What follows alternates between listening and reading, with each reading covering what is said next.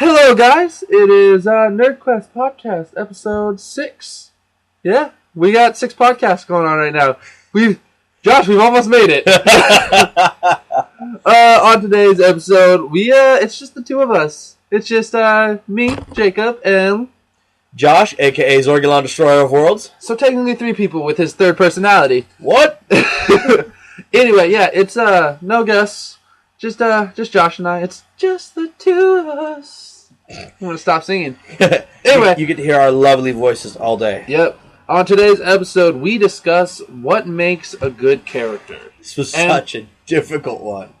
It was, because Josh and I have to come up with a list. We came up with a list of top 5. We're not going to list them in least to greatest. It's just our top personal 5. And then I have an honorable mention, and Josh has 2.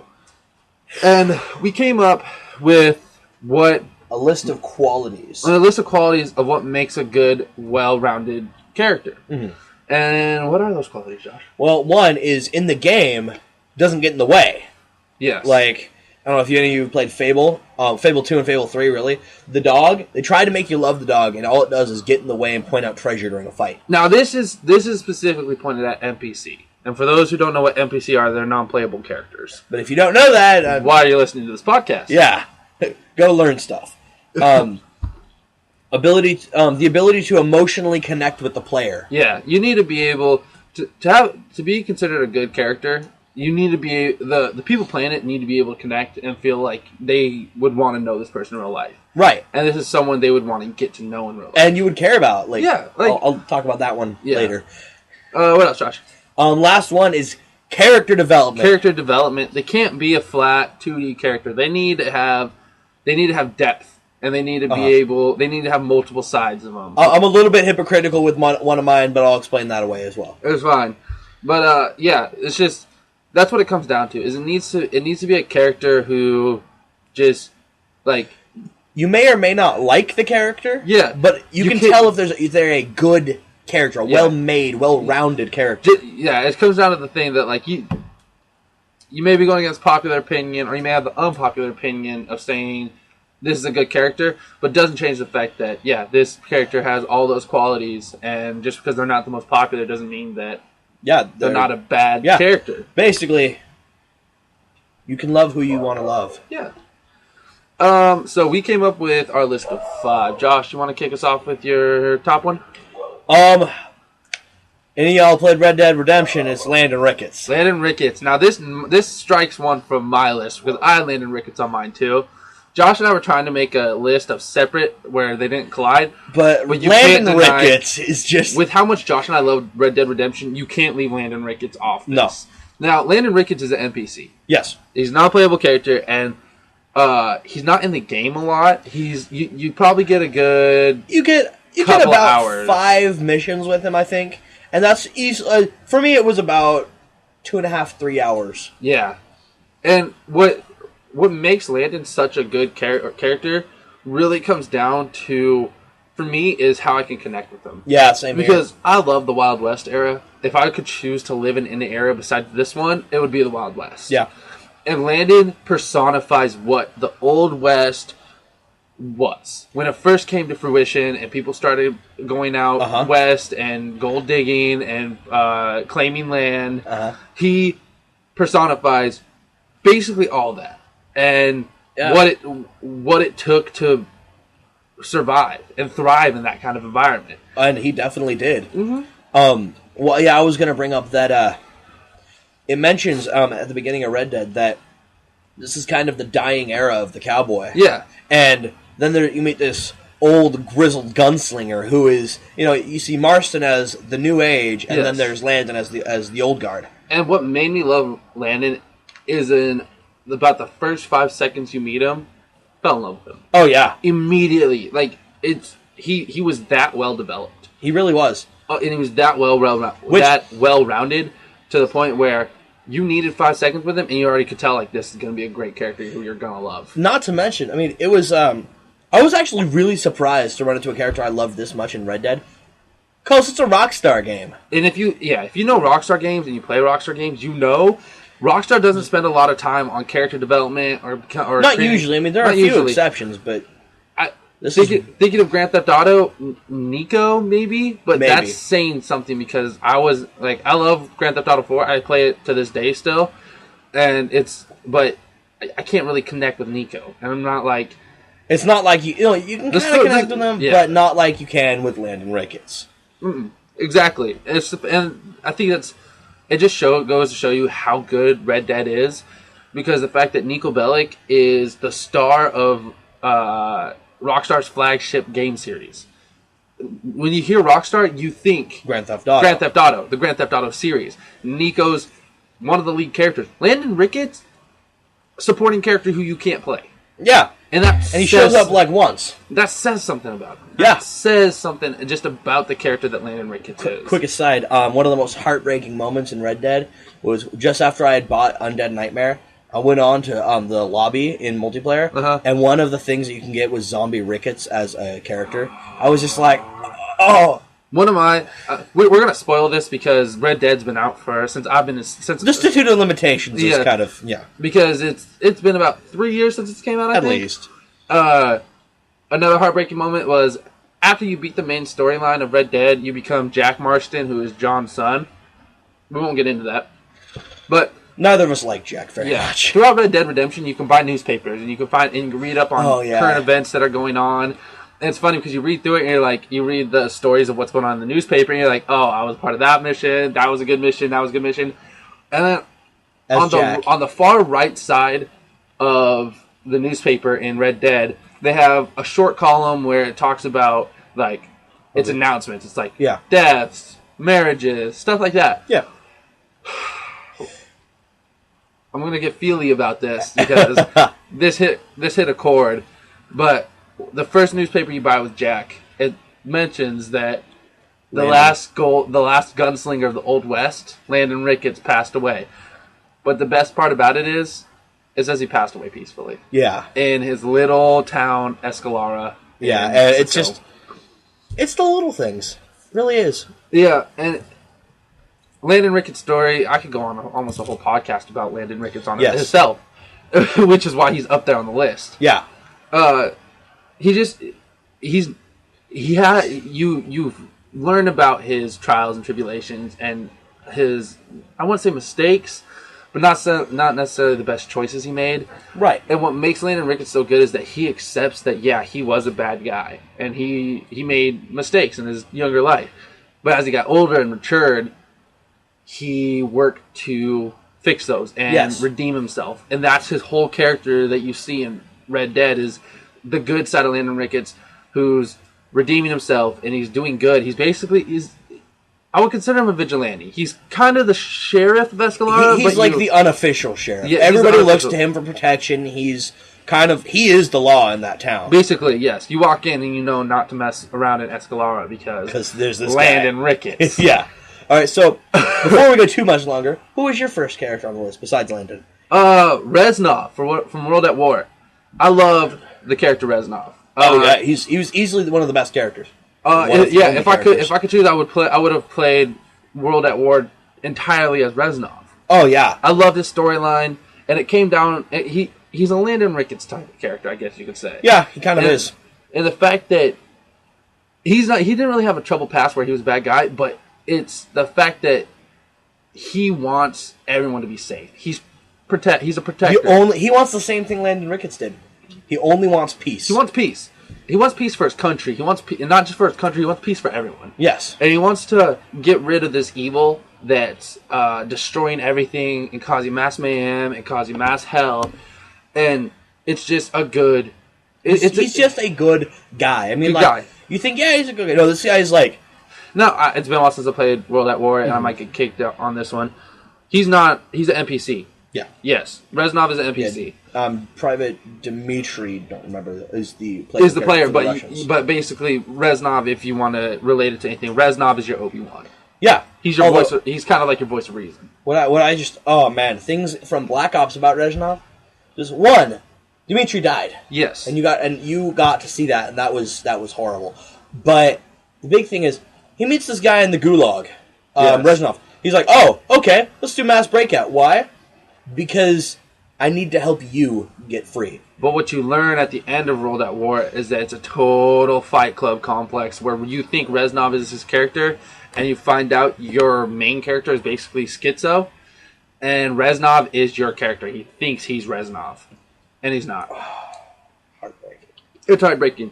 But it was nice to see Reznov be continued. Yes. And it's because of it was nice to see an ending to his story. And it shows the popularity of World at War, the fact that he went to a completely separate game. Yeah. Set in the future.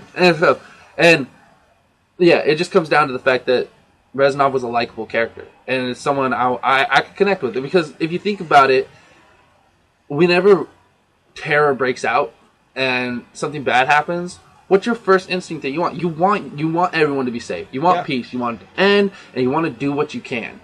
Now, that's not saying that everyone who wants that will pick up a gun and go do it. But Reznov did.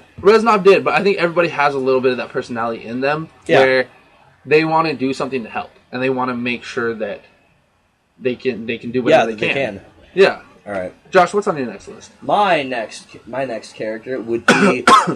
Now, you don't know much about this character, but Fox from Fallout 3. Josh is going to be talking mainly about Fox because I don't play Fallout 3. I've played a little bit of it, but I don't ever think I got to Fox. So this Fox would is be pretty Josh late talking game. mainly. Okay, since Fallout 3 came out in I think 2008, spoilers for those of you who haven't played, because just go play it. Mm-hmm. But Fox, you first meet him in Vault 88, and that is the incredibly it's either 88 or 87. I can never remember the number on that one. But it's the incredibly... It's just... You can't walk to the front door because it's so heavily irradiated. You will die before you get there. I've tried it. I managed to get there once, but that's because I just spammed RadX and ran away.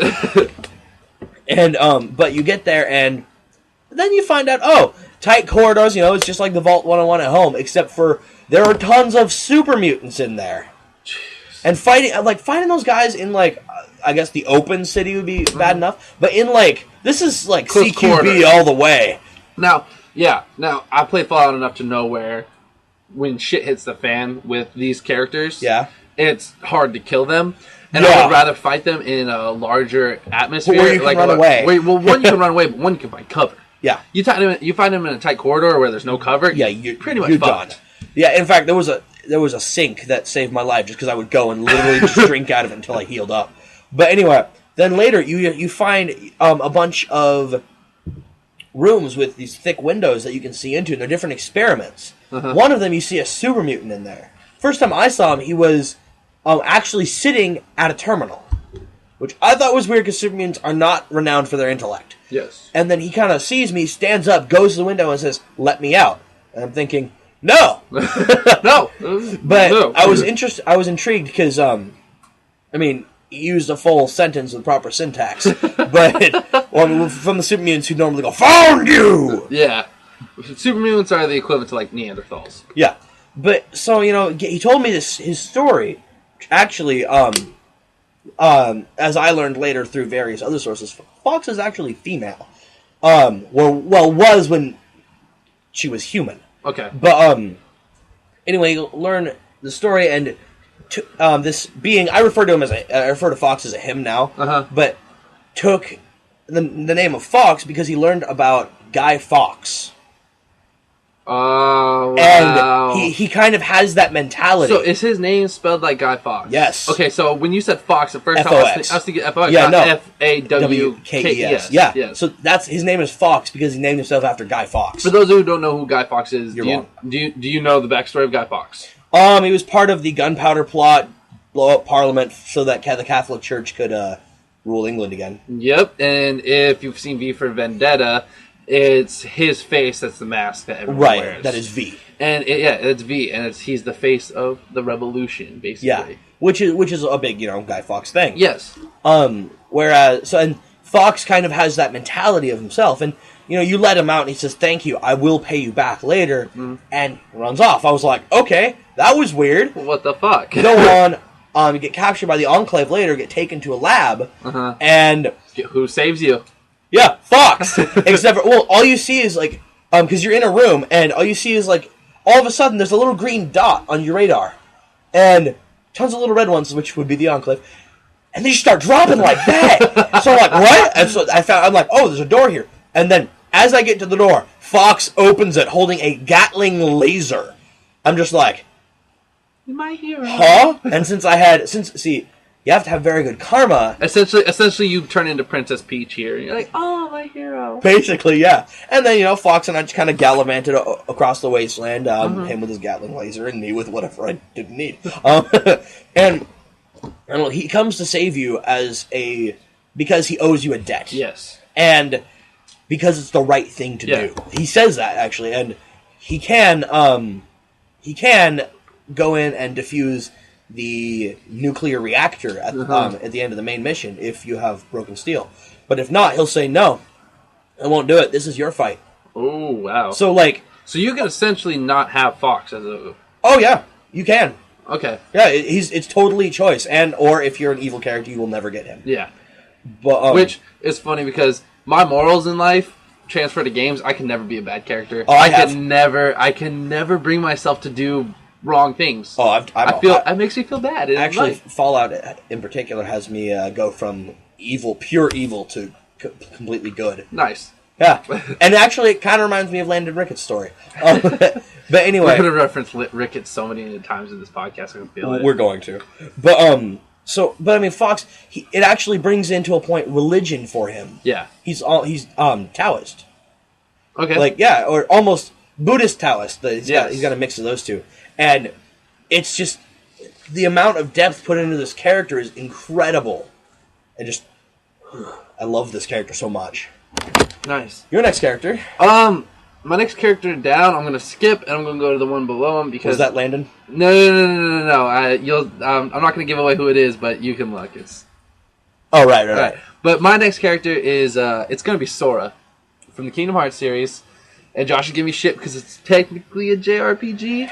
Well, it's JRPG-ish. Yeah, and I actually loved Kingdom Hearts. Mm-hmm. I don't know. You don't like Sora? I really don't. I don't like most of the characters. Anyway, but I like Sora because he has huge character development and he's very well rounded because he shows that not all main characters are this strong person who can go into any battle knowing that hey, I'm gonna win. Also, JRPGs in general. Yes, he's human. He knows he has fear. He goes through the gamut of range of emotion where he can be. He has. It always comes back to him being brave, but he shows fear. He loses his heart at one point. I always loved Sora, and I loved his character development of how, well, first of all, he just shows bravery, and he shows loyalty to his friends, because he loses his friends, and... What does he do? Oh, I'm going to grab this funky-looking sword and go after him. Yeah, instead of kind of holing up somewhere, he's like, I want to find my friends.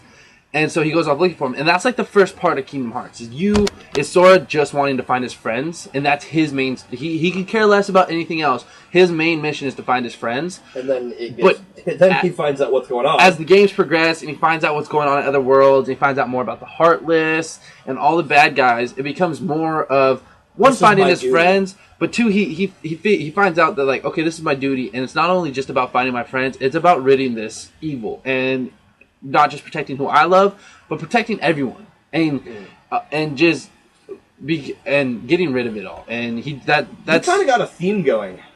Ricketts, Reznov, Sora. It's people who want peace. It's people who want to get rid of evil, and that's, to me, that's part of what makes a good character. That's what makes a good character, and I can connect with Sora on the whole friends thing because I'm very loyal when it comes to my friends, and I'll do whatever I can to make my friends happy.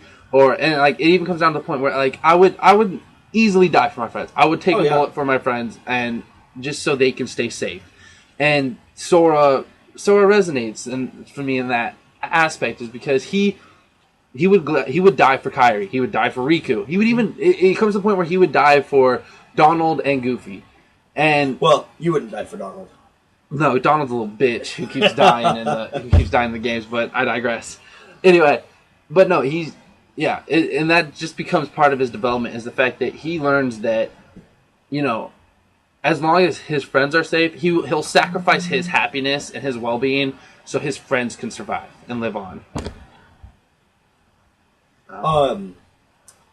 Yeah. Yeah, and so that's definitely the next one on my list. Josh, who's your next character? Okay, I'm going to get a bunch of shit for this, mostly because he has very little character development. Dogmeat from Fallout 3 as well. Once again, no fucking clue who this is. Okay, so he's actually kind of hard to get if you don't know how. Yeah. But there is a scrapyard just north of the Bethesda building in Fallout 3. You go there during the game, and you'll find a bunch of raiders beating the shit out of a dog. Mm-hmm. And, so, me being myself and having my younger brother, yes, I put bullets in their faces, and then I went up, and the dog just kind of comes up to you, just looks like he's grinning, his tail's wagging, just barks a couple times, and you can have him come with you. Nice. And I mean, like from that moment on, at first I was like, oh god, I'm gonna have to worry about protecting this guy, but then I'm like, he let's just say he quickly proved his worth. Yes. Like, I was terrified that I was going to hit him. I barely had to fire a shot. Because this dog rends people limb from limb. Nice. And if you get in trouble, boom, he's right there kicking ass. Because the dog kind of like, I don't know, it views you as, Dogmeat views you as his master. Yes. And, you can treat him, and you can treat him kindly, and you can treat him poorly, and he will reflect that in his behavior towards you.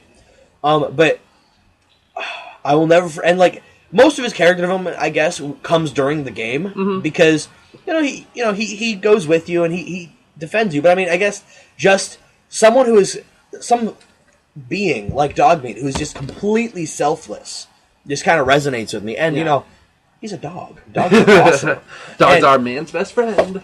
Clearly, yes. But and Broken Steel, I downloaded that, and at level 22, I got a certain perk. And then the worst happened. Oh no! And someone killed Dogmeat.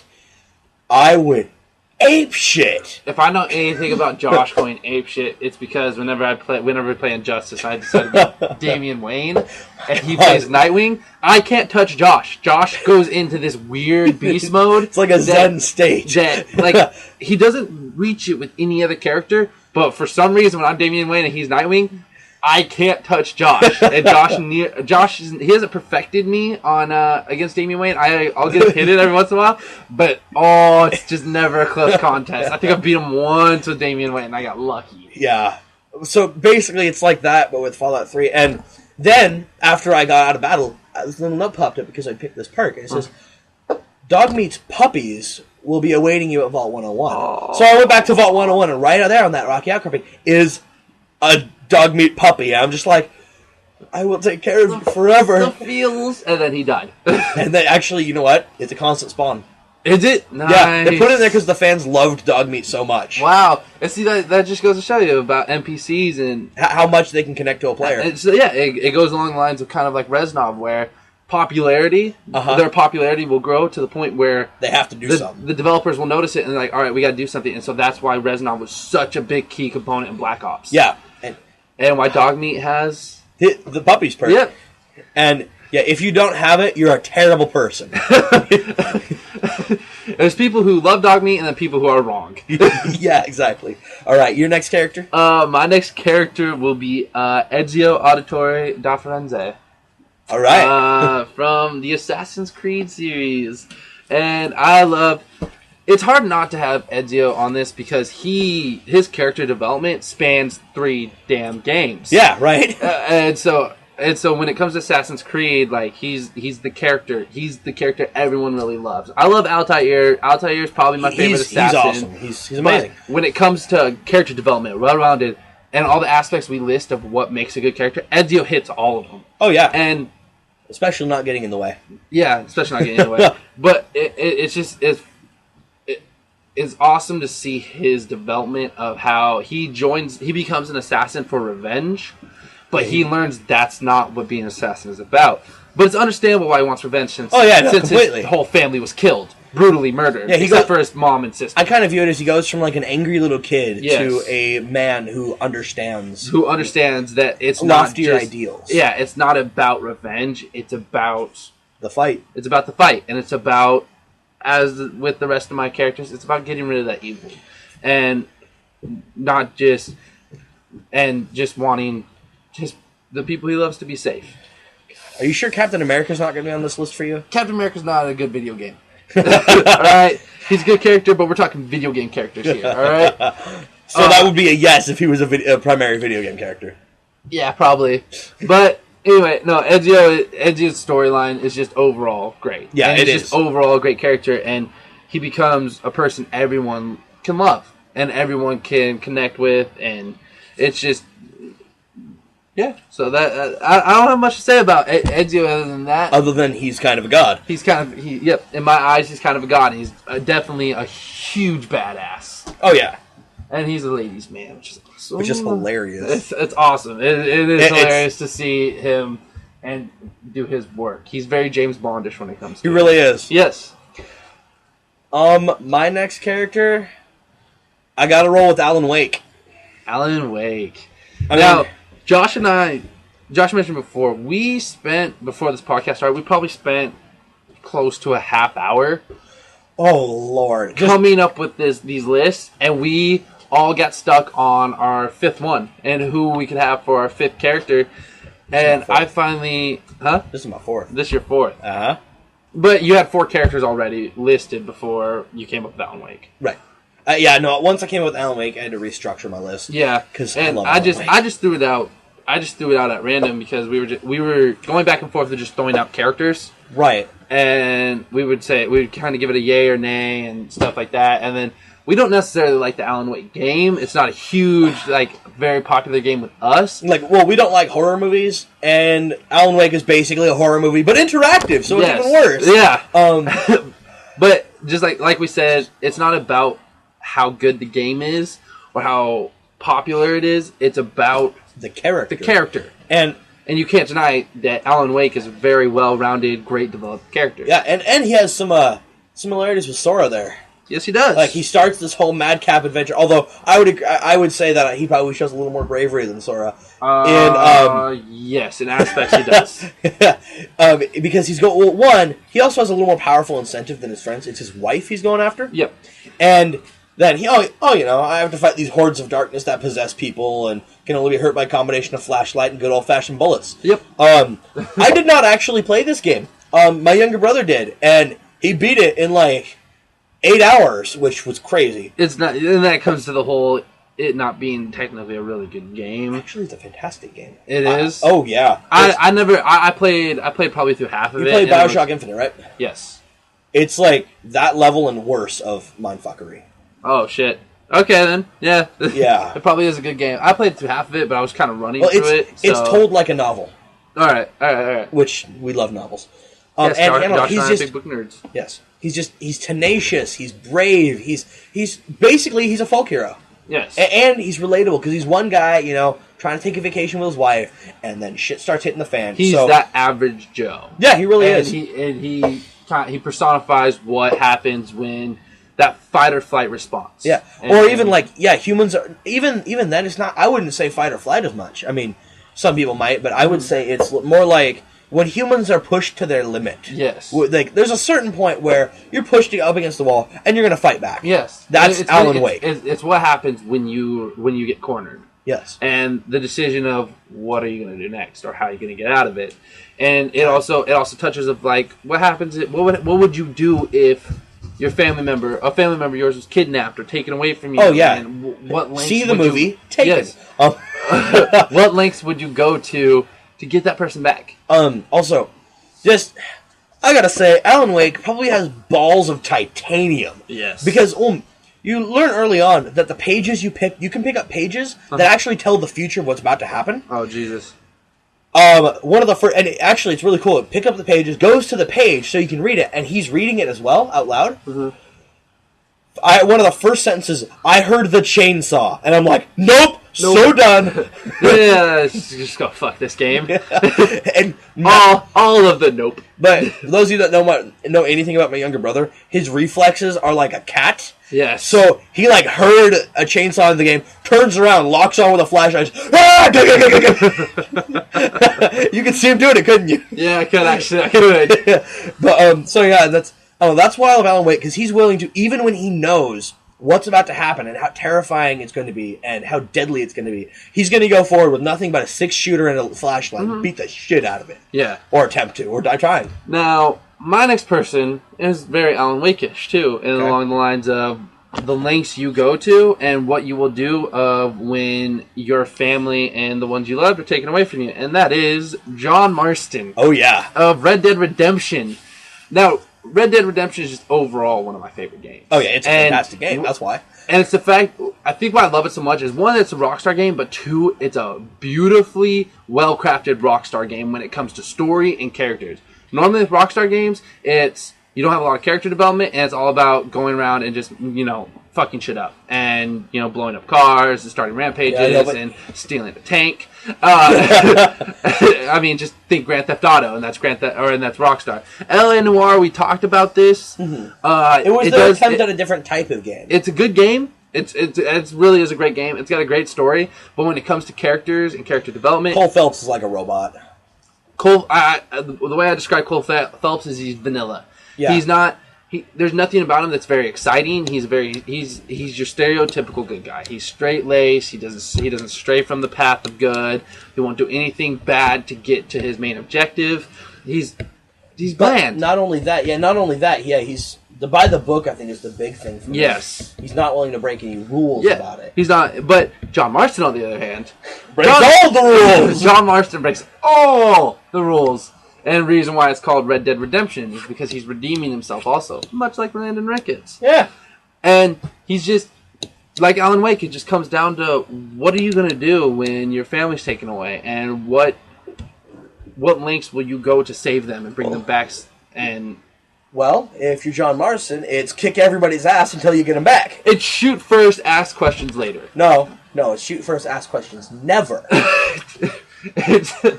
Because if you're a good enough shot, that's what happens. It's shoot first, shoot some more, shoot a little bit after that, and then go drinking. And then go drinking, and then if everyone's left the movie, and ask some questions. Yeah. And then shoot them. Who did I just shoot and why?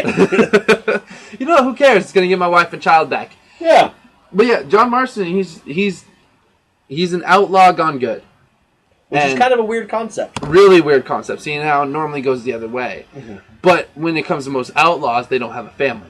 Right. They're all on their own. The only people they have is the people in their gang. And even then, that doesn't work out. Yeah. That can go wrong very, very quickly. Butch Cassidy and the Sundance Kid. We're not going to bring it up. I am Satan! But yeah, and it's just... It's why I love Rockstar, or not Rockstar in general, but also Red Dead Redemption, is the fact that it goes from the normal outlaw path of just someone who goes around killing people and joins a gang and finds solace in that game, and in that gang, and how they take in that gang as their family. And if you learn about John Marston's path and his parents, his father came off the boat. He was an Irish man. He impregnated a prostitute. I can't remember his full story about his father. I think his father was killed. His father was killed. His mother died at birth, and he was sent to an orphanage. And he ran away from the orphanage and took up in a posse of Dutch's posse and started killing people and started doing bad things. But he met his wife. Nice catch. Wife, I believe her name is Abigail, if I remember it correctly. I believe so.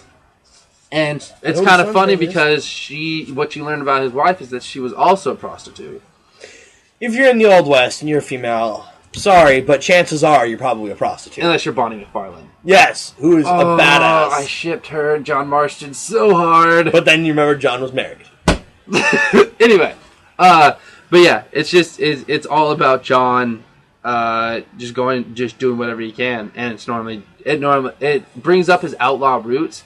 But it kind of shows the fact that yeah, you could have a bad past and still do good things. And you can use the things you've learned from that bad past to become a good person and do the right thing. Yeah. Not necessarily saying that killing everyone is the right thing, but killing all the Brandon Ricketts.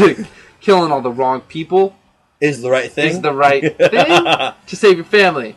Well, yeah, even then, I wouldn't necessarily say... C taken. Yeah, I wouldn't necessarily say John Marston and The Right Thing would be anywhere near the same room. But he's kind of like, we've got Sora, then Alan Wake, and then there's John Marston, who kind of reminds me of the Punisher. Yes. And just his character development is something amazing, because when I first played Red Dead Redemption, I was expecting it to be a lot like Grand Theft Auto. Hey, look, it's Grand Theft Auto on horseback. Basically, where I didn't think John was going to be a character you would really like. I've never grown fond of any of the Grand Theft Auto characters because none of them have character development. Right, they're all the same. They're 2D. They're paper thin. I feel like Rockstar just like pulled the greatest trick in the world and did Grand Theft Auto just to get enough money to experiment with other genres. Like they wrote a beautiful story for Red Dead. And they wrote a great story for LA Noire and tried to make it a puzzle game. Yes. And I think it worked out great for them. But they'll always go back to, the meat and potatoes where it's Grand Theft Auto. Right, that's their moneymaker. I'm waiting for either a Red Dead sequel or a Red Dead prequel. I would love a Red Dead game where they showed John Marston while he was in the gang. Yeah. And that storyline and how he eventually got out of it. But anyway, back to his character development, like... that's what surprised me most, and that's why I love Red Dead so much, is because of how much it surprised me. Yeah. And the fact that when I first played as John Marston, it's exactly what I expected. I'm like, it's just another guy, no character development, he's a shallow character, he just goes around killing people. Joke's on you! Yep. I soon was like, wow, this guy is amazing. And he's just... you just hear him talk to people, and you hear him talk to Bonnie or Ricketts, and he's a hard ass, but he also has a soft side to him. Right. And at the end, towards the end, where he finally gets his family back, and you see what happens with him and Jack, and the fact that Jack really resents his dad. And you see John could have been the typical dad who was kind of out of the picture. Was like, all right, fine, whatever. I'll just accept the fact that I'll never be close with my son. But what he does is he goes and tries to teach his son how to become a man, and he does what he can to try to bond with his son. Just heads up, Jake. Yeah. I've not beaten Red Dead Redemption. Are you fucking kidding me? No. You could have said this before the podcast. I'm gonna spoil the fuck out of it for you now. All right. You're screwed now. This is student limitations of this thing. Remember? No, like honestly, it was kind of like. Do you know how it ends? For the most part, yeah. Okay. I'm about to ruin it for you and for anybody who's never played Red Dead Redemption. John dies at the end. Yeah, no, that I knew. John gets royally screwed over at the end, though. Is it by the government? It's by the government. It's by the guys who bring him into Blackwater first and bring him to New Austin. And it's all about how they... What are you doing? Clicking the speaker. Okay, it's distracting. Sorry. Anyway, back to what I was saying. And so, basically what it is that he has to go kill his old gang to get his family back. Right. He finally kills his old gang and gets his family back. But they turn the tables on him, and they basically write it out of context about how, yeah, he did all this, he got rid of the gang, but he's still a bad guy. And so what happens is that the government comes to his ranch and starts torching the place and tearing the place apart and just destroying it. And John takes his family to get the horse, and he's like, you guys leave. I'm gonna handle this. I'll catch up with you. And at that point, like that, it really hit at that point. I'm like, he's not gonna catch up with them. No. And then you walk out of the barn, and there's 12 guys in a line, guns pointed at you. It's a combination of carbines, and repeaters, and pistols, and that's when it really hits you. It's like, oh shit. Yeah. Like, John's not making it out of this alive. Yeah. And then you get one last moment of glory where you whip out your gun, your dead eye goes, and you can pick a few guys off, but as soon as you fire that first shot, it goes to a cutscene, and they unload on him. And they make John into Swiss cheese, basically, by just filling him with holes. And then it cuts to Jack, Marston, and Abigail, and they're like, and then they hear all the gunshots, and like, oh shit, and they go back, and it's just a real touching moment because you really see the family come together.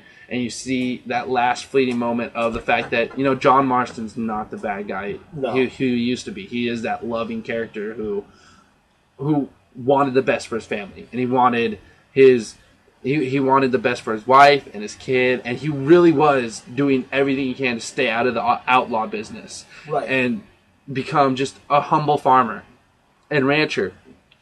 And it sucks that you never see that come to fruition with him because, well, he dies. Are you feeling the feels? I'm feeling the feels, and it's funny because I just bought Red Dead the other day. Yeah, because we're going to posse up. Yeah, we're going to posse up, and I'm playing through the mission. I'm playing through the story right now, and in the back of my mind, I'm like, I know how this ends. It's not going to end good. It's not going to end good. But yeah, and that's why John Marston, if I were to, I can't put the list in at least to greatest, but I know for a fact John Marston would be number one as greatest. Yeah. And it's just it's the fact that he's just an awesome character, and it's the surprise factor Rockstar gave you, and the fact that we can. It's like, hey, you guys thought we couldn't make characters well-rounded? Well, here's John Marston. Have fun. Oh, here's Landon Ricketts too. Have fun. Yeah. My last character is actually also a Rockstar character, but it's from LA Noire. Now I'm going to disagree with Josh on this one. Oh yeah, no, we know.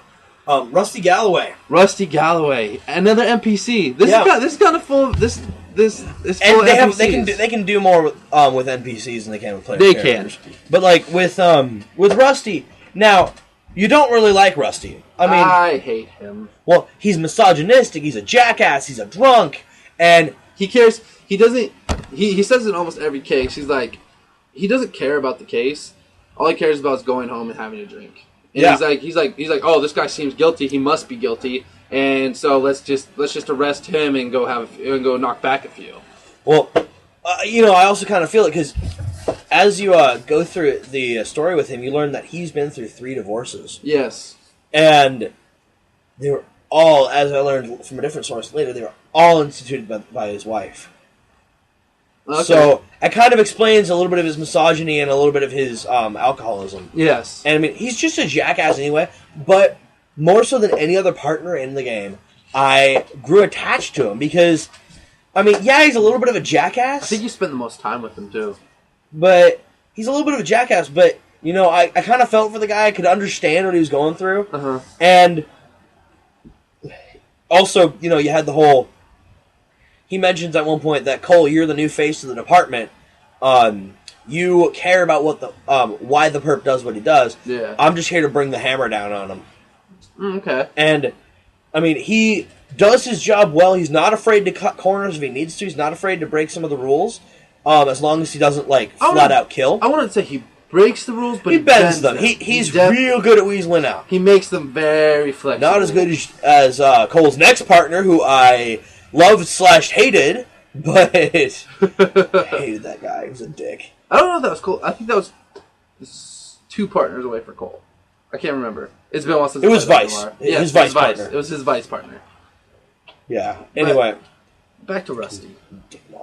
Rusty, I don't know. I loved him just because you only got to see him at work, but you learned so much about him from that. You learned just everything about this character from this little window of opportunity at work. I mean, and honestly, I got this image of him being at work all the time. He's either at work or the bar because he can't stand to go home at night. Yeah, because he's alone. Yeah, well, he has a daughter. Oh, okay. But I think she's long gone. I made the mistake of... in LA Noire, because you have the choice of either driving to the destination or you can have the person drive. And you could, if you have the person drive, you can just skip straight to the destination. But what I didn't realize until a couple times in, is that either when you drive or you have them drive, you learn about your partner. Yeah. And they give you a little bit more backstory, which was kind of a cool concept. Yeah. For that Rockstar had. It makes perfect sense too. Well, because it comes down to it shows what happens when 2 partners are on the case. And they're driving, and they don't know much about each other. They don't know much about each other. What are they going to do on the drive there? They're going to talk. Yeah. They're going to get to know each other. And so I made that mistake of skipping to destination, so I didn't get a lot of backstory with any of them. Yeah, but Rusty, I mean, I don't know. I just kind of, resonated because he's this old, broken guy. Yeah. I mean, I really honestly think his work is what keeps him alive. Yeah. Because if not, I think he'd just crawl into a bottle and die there. Yeah, it's possible. And it just... That's kind of... Rockstar really with their last 2 games that aren't Grand Theft Auto, they really kind of showed what they can give you. And I'm hoping what they do... You're hoping that'll come out in Grand Theft Auto? I mean, Grand Theft Auto 5. I think that's what the point of Red Dead Redemption LA Noire was not necessarily to come out with... The games blew up more than I think than what they expected. Yeah. But I think Red Dead Redemption LA Noire was practice for what they were going to do for Grand Theft Auto 5. I hope so. And they were going to take the best of both worlds and cram it into Grand Theft Auto 5. Now, this, I don't know if this is true, but this is to hoping. Okay, because I would love a Grand Theft Auto game with good story and well-developed characters. Yeah.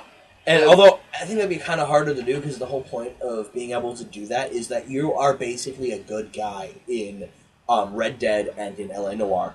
Not so much in Grand Theft Auto games. Grand Theft Auto 4, Nico's a pretty good guy.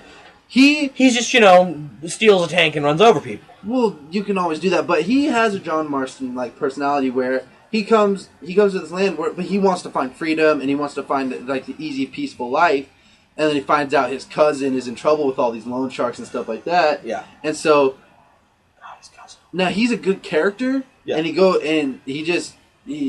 to lengths to make sure his cousin stays safe.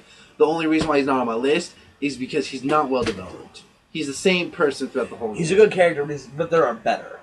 Way better. And Rockstar's pumped out better. Oh, obviously. I mean, yes. Landon Ricketts and John Marston and Rusty are all on this list. They're all Rockstar characters. Yes. We don't have a single one from Grand Theft Auto. Yeah, no. And before I even dipped into the Grand Theft Auto well, I would pull more probably out of Red Dead Redemption and LA Noire. Yeah. Oh, easily. Yeah. So I'm just hoping that Grand Theft Auto 5, when it does come out... Elsa was a more rounded character than most of the characters in Grand Theft Auto. I know, and Elsa's in one scene. Yeah. But yeah, so I'm hoping, here's the hoping that Grand Theft Auto 5 has... Personally, Grand Theft Auto 5, I would love the ability to steal a horse from a ranch. I think that'd be hilarious. Do you get that opportunity? I don't know. I know they have ATVs, which is cool. Well, it's cool, but I mean, just the what the fuck factor of riding on a horse throughout the city. Yes. I really hope they do. That would be fun. It'd bring a little Grand Theft, or bring a little Red Dead into the game. Exactly, and we already know they can do beautiful horses. Yeah. Come to think of it, Red Dead Redemption, I was thinking about this last night, some of the best horse mechanics in a video game. Ever. I was thinking about one of the other ones would probably be Gun, which was an old Xbox Wild West game. The only reason why Gun didn't quite match Red Dead is because you could drift with that horse. Which, it sounds stupid, but it's true, because you could pump on the brakes and your horse slides. And if you turn, your horse drifts. And so I got to the point where I would drift with my horse. That's ridiculous. Yeah. But anyway, that's quick little side notes and sidebars. But yeah. Jake, you should see me driving LA Noire. No, I don't want to. It's a thing of terror. Come to think of driving, Grand Theft Auto 5 better have better handling mechanics on their driving. LA Noire didn't have better driving mechanics. Yeah, it did. Okay. Oh, yeah, it did. I just hope they actually make driving a car feel like driving a car as opposed to driving a car with another heavier car on top of that car. And then when it's turning, have it spin out on you every single time. No. Oh my god. Anyway, so... was that your last character? That was. Oh, we have honorable mentions. Do you want to start yours off? I think I will. You only have one, right?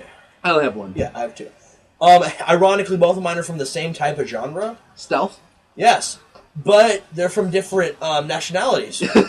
Number one is Sam Fisher, because... Sam Fisher could be on a list of just total badasses, too. He really could. Manly men. I've played 2 Splinter Cell games. I've only played one all the way through, and that was Double Agent. Double Agent's so good, though. My favorites are, honestly, Chaos Theory, which is amazing. And, a lot of people don't like it, but I love Splinter Cell Conviction.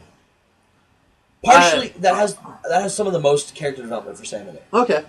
And, I mean... this is why I love character development, because it can really dictate how much you love the game. Well, for example, Sam Fisher is this feared badass. Yes. And so, what does Echelon do? They're like, oh, we're going to kidnap your daughter now. Okay, bye. And then... You done fuck. Exactly. Exactly. And it's just... Why would you do that? And, okay... Basically, it's taken the game. It really kind of is, except for... Echelon is stupider than they seem. Yeah. Because... They take his daughter from America.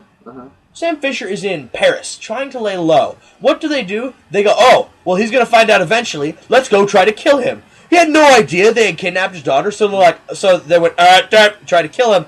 He's like, okay, why did they kill me? And then went and found out. Oh, boy.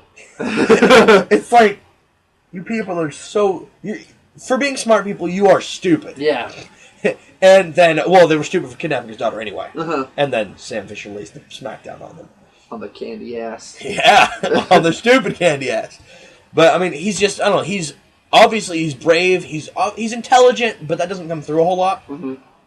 He's, all around, honestly, he's one of the most relatable characters I've seen in a long time. Yeah.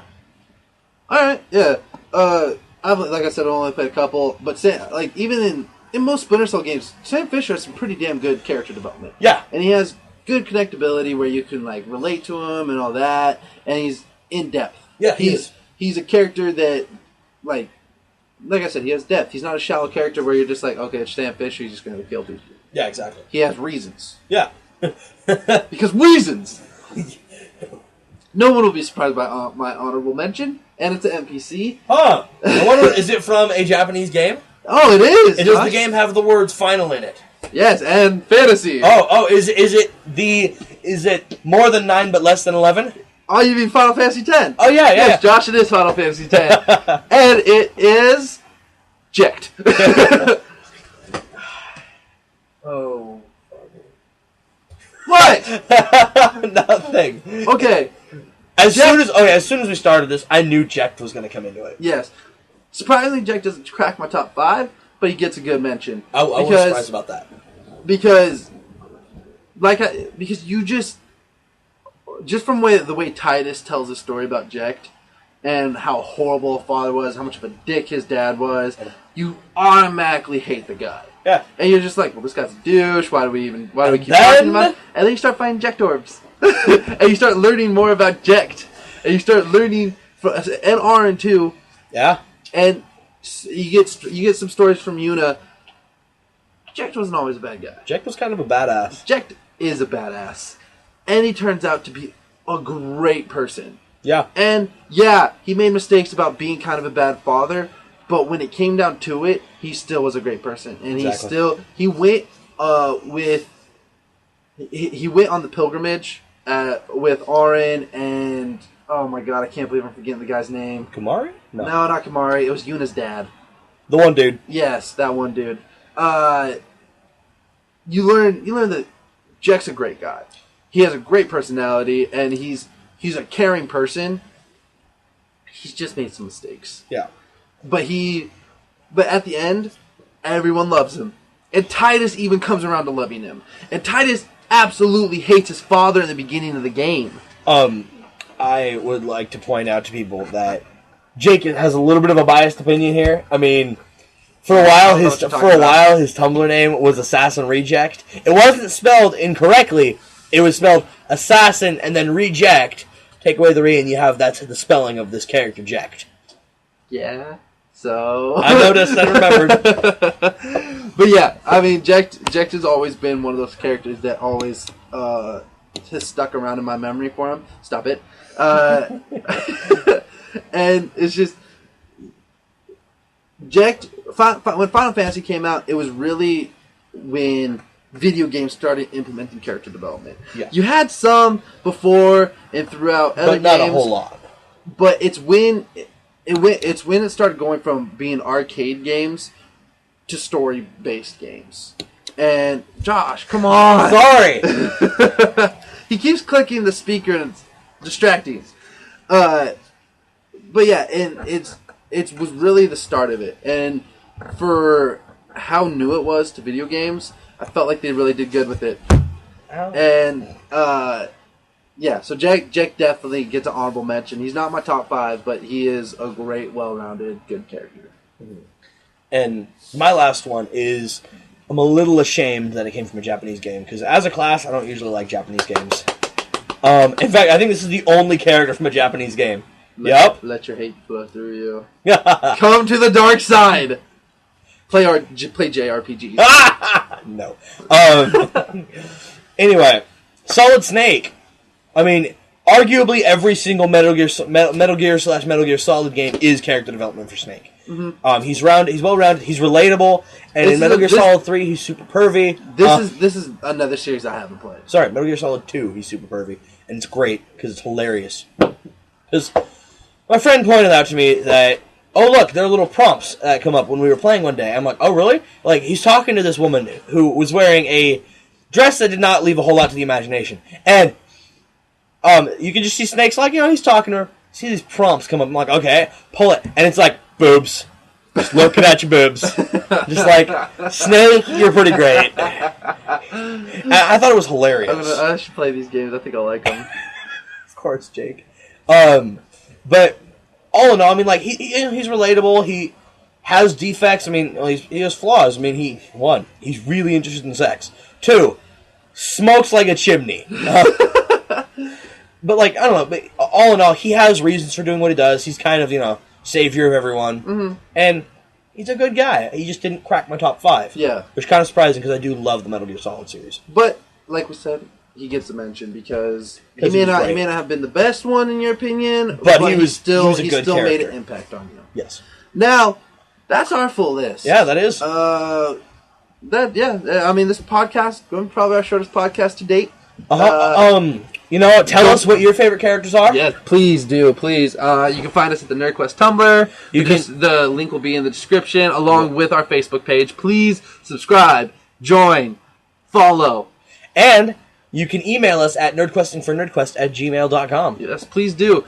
Email us questions. Email us topics that you'd like to see. Yes, email us what do you guys want to hear about? What do you guys, in your whole nerdy life and your nerdy fandoms, what do you want us to talk about? If we know a lot about it, we'll bring it up. And for the most part, I mean, if you send us for example, what are some of your favorite characters? Yes. We'll do our best to read it. Yeah. I mean, we want questions. We want stuff really like that. We want you guys to talk to us, and we want to hear your opinion, what you think. And I'm going to read off a couple topics here, and ask us send us an ask or an email saying what you think. Leave us a comment. These will be topics in upcoming podcasts. Yes. Which one first though? We've got the future of gaming in general. Comic book movie miscasts, which we promise to do some research. We will get to that podcast, and we will do research, so it will be quality. And the last one I'm going to give you here is the evolution of superheroes. Okay. Do you want to give a little more insight on that? Just why is Superman still relevant today? Because he was created such a long time ago. Mm-hmm. We'll be looking at things like Batman's evolution over the years, Spider-Man's, the switch from some of the movies that were done with specifically with Spider-Man, and is Spider-Man's character of the nerd still relevant today? Yeah, stuff like that. And we're going to try to get a special guest in on that one. Yes, because one of my favorites that we're going to be looking at the evolution of Aquaman over the years. And Aquaman is a very big favorite, which is surprising, seeing how Aquaman's not a huge... He's been the butt of every superhero joke since the 70s. He's not a big character everybody loves, but someone very dear to us loves Aquaman. And who with would that a passion. That would be my father, Mike Henlon.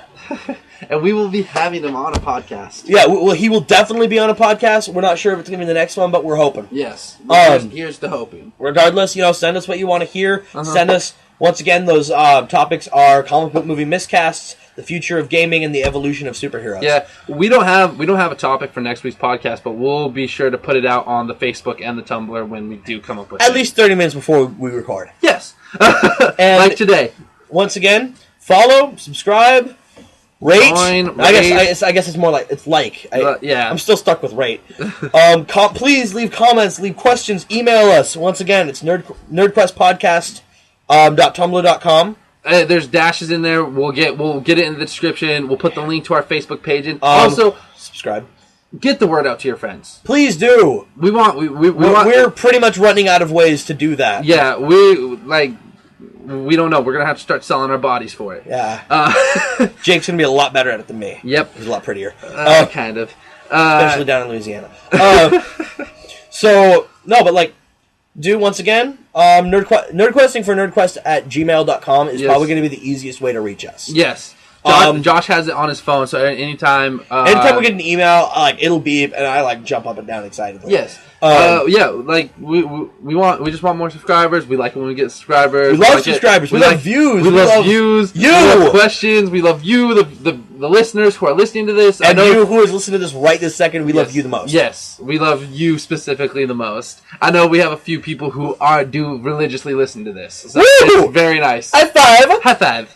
But yeah, that's all we have for today. Josh, I think it's time to sign out, and we gotta go posse up on Red Dead. Damn straight. Peace out.